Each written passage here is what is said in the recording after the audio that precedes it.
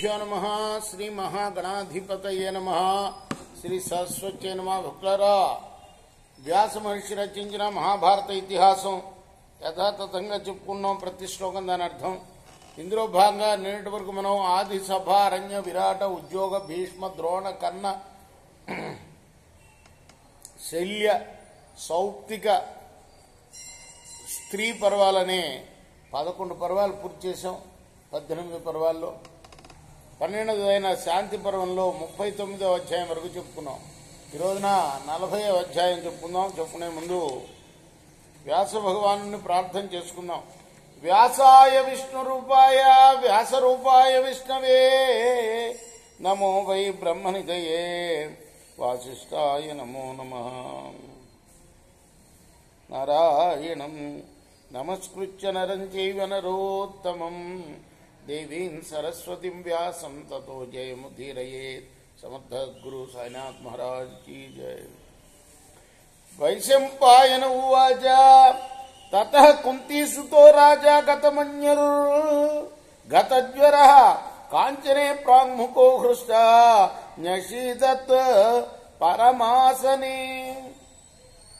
వైశంపాయనుడు చెప్తున్నాడు జనమేజయ మహారాజుకి, మహారాజా, కుంతి కుమారుడైన ధర్మరాజు కోపతాపాలు విడిచేసి బంగారు సింహాసనం మీద సంతోషంతో తూర్పు ముఖంగా కూర్చున్నాడు. తమేవాభిముఖౌ పీఠే ప్రదీప్తే కాంచనే శుభే సాత్యకిర్వాసుదేవస్య నిషీదతురరిందమౌ.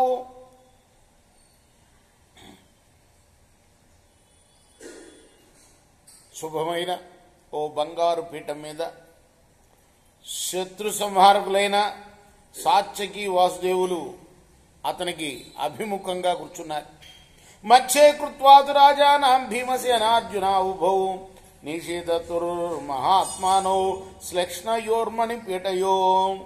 ధర్మరాజుని మధ్యలో పెట్టుకుని భీమార్జునులిద్దరూ కూడా ఇరువైపులా కొంచెం తక్కువైన మణిపీఠాల మీద కూర్చున్నారు. దాంతే సింహాసనే శుభ్రే జాంబూనద విభూషితే వృధాపి సహదేవేన సహస్తే నకులేన చ. బంగారు పూలు పొదిగిన తెల్లటి దంతపు సింహాసనం మీద నకుల సహదేవులను చెరొక వైపున పెట్టుకుని కుంతీదేవి కూర్చున్నది. సుధర్మ విదురో ధౌమ్య ధృతరాష్ట్రస్య కౌరవః నిషేధుర్జ్వలనాకారే శ్వాసనేషు పృథక్ పృథక్.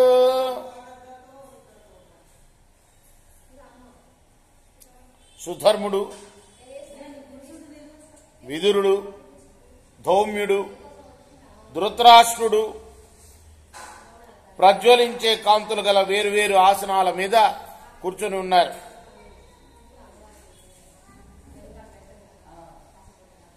ధౌమ్యుడు పాండవులకు పురోహితుడైతే సుధర్ముడనే ఆయన ధార్తరాష్ట్రులకు పురోహితుడు అన్నమాట. ఇద్దరు పురోహితులు ఉన్నారు అక్కడ. యుత్సు సంజయశ్చైవ గాంధారీ చ యశస్విని ధృతరాష్ట్రో యతో రాజా తథా సర్వే సమావిశను. ఇక యుయుత్సుడు, సంజయుడు, యశస్విని అయిన గాంధారి వీరంతా కూడాను ధృతరాష్ట్రుని వైపు కూర్చొని ఉన్నారు. తప్రోపవిష్టో ధర్మాత్మా శ్వేత సుమనసో స్పృశత్ స్వస్తికా నక్షతాన్ భూమిం సువర్ణం రజితం మణిం. సింహాసనం మీద కూర్చున్న ధర్మరాజు తెల్లని పువ్వుల్ని, స్వస్తికాల్ని, అక్షతల్ని, భూమిని, బంగారాన్ని, వెండిని, మణిని స్పృశించాడు. తథా ప్రకృతే సర్వా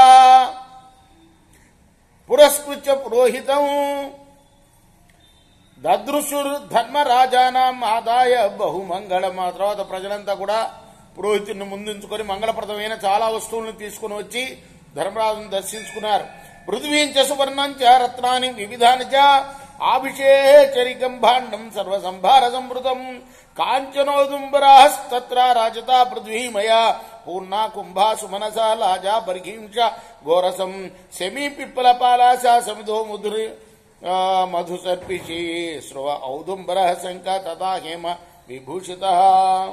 పుట్టమట్టి, బంగారం, వివిధ రత్నాలు, అభిషేకం చేసే కలశం, ఇలా అన్ని సంభారాలు కూడా సిద్ధం చేశారు. బంగారంతో, రాగితో, వెండితో, మట్టితో తయారు చేసిన పూర్ణ కుంభాలు, పువ్వులు, పేలాలు, దర్భలు, ఆవుపాలు సిద్ధం చేశారు.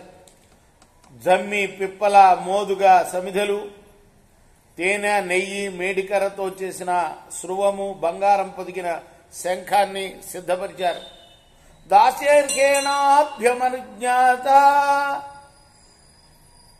తత్ర దౌమ్య పురోహిత ప్రాగుద ప్రవణాం వేది లక్షణేనోపరీక్ష్య వ్యాఘ్ర చర్మోత్తరే శుక్లే సర్వతో భద్రాసనే దృఢపాద ప్రతిష్టానే హుతాసన సమత్విషి ఉపవేశ్య మహాత్మానాం కృష్ణాంచ ద్రుపదాత్మజం జుహోవ పవకంధీమాన్ విధిమంతర పురస్కృతం. అప్పుడు పురోహితుడైన ధౌమ్యుడి వారు ముందుగా కృష్ణుని యొక్క అనుమతిని తీసుకున్నాడు. ఆ తర్వాత ఈశాన్యం వైపు వేదిక ఏర్పరిచి, విశాలమైన వేదిక ఏర్పరిచి దానిపైన ముగ్గు పెట్టాడు. పులి చర్మం పైభాగంలో తెల్లని దృఢమైన కోళ్లతో అగ్నికాంతులు గల సర్వతోభద్రమనే ఆసనం మీద ధర్మరాజును, ద్రౌపదిని కూర్చుండబెట్టాడు. తర్వాత యథావిధిగా మంత్రపూర్వకంగా ఆ ధౌమ్యుల వారు అగ్నిలో హోమం చేశాడు.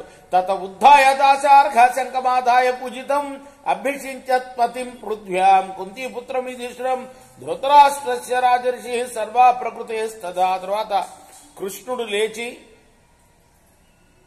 పూజింపబడ్డ శంఖాన్ని తీసుకొని, శంఖం కూడా ఎప్పుడు మనం భగవంతుడి దగ్గర ఉంచినప్పుడు శంఖదేవతాభ్యో నమః అని శంఖానికి కూడా ఒక పువ్వు సమర్పించుకోవాలి అన్నమాట.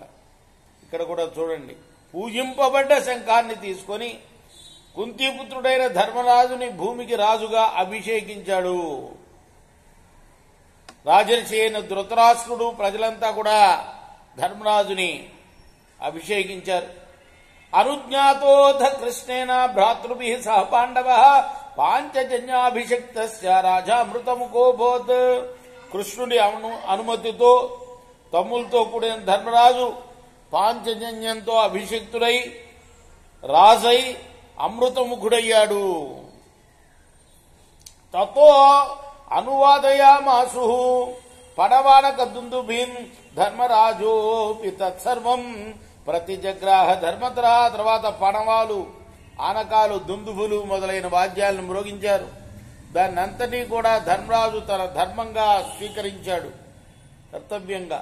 పూజయామాస తాం శాపి విధివద్ భూరి దక్షిణ తతో నిష్కసహస్రేణ బ్రాహ్మణాన్ స్వస్తివాచయం వేదాధ్యయన సంపన్నాన్ ధృతిశీల సమన్వితాన్.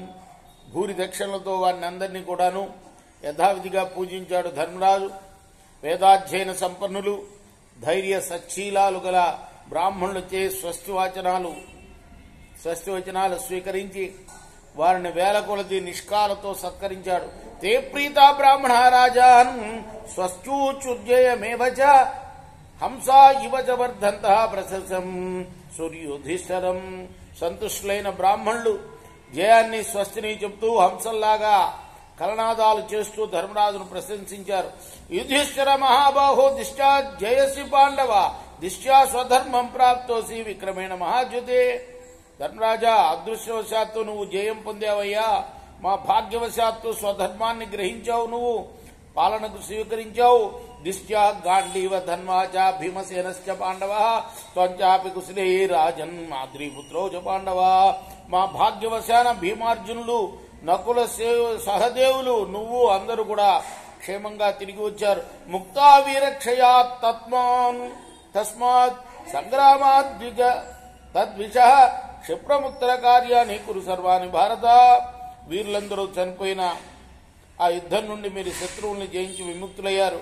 అంచేత అనంతర కృత్యాలన్నీ కూడా త్వరగా చేపట్టండి. తతః ప్రచర్చిత సద్భి ధర్మరాజో యుధిష్ఠిర ప్రతిపేదే మహద్రాజ్యం సుహృద్భి సహ భారత. సుజనుల చేత పూజింపబడుతూ స్నేహితులతో కలిసిన ధర్మరాజు మహారాజ్యాన్ని పొందాడు. ఇది శ్రీ మహాభారతే శాంతి పర్వని రాజధర్మానుశాసన పర్వని యుధిష్ఠిర రాజ్యాభిషేకే చతుర్వింశోధ్యాయ. ఇది వ్యాస మహర్షి రచించిన మహాభారత ఇతిహాసంలోని శాంతి పర్వంలోని 40వ అధ్యాయం. రేపు మనం 41వ అధ్యాయం చెప్పుకుందాం. కృష్ణార్పణమస్తు.